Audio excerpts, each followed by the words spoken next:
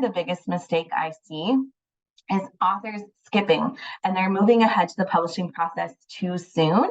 And it's the number one problem with self-published books. It's actually what causes the bias with a self-published book. You know, if you've ever heard someone say, "Oh, I self-published my book," maybe immediately your nose kind of wrinkles. Or if you've ever been with other industry leaders, if you've gone to some of those conferences and you're like, "Oh yeah, I want to self-publish," and they're like, "Oh," can you get that vibe? The reason comes from this. It comes from this biggest mistake.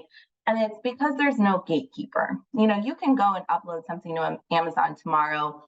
No one's going to stop you. No one's reading your book other than you and whoever you have around you.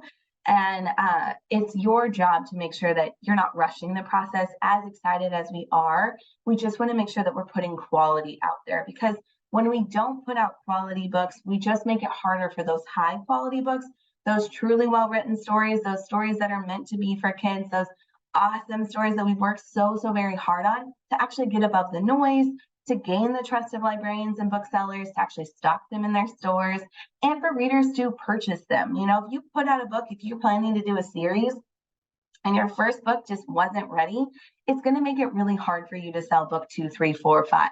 If you just would have focused on book 1 and made sure that it was really solid.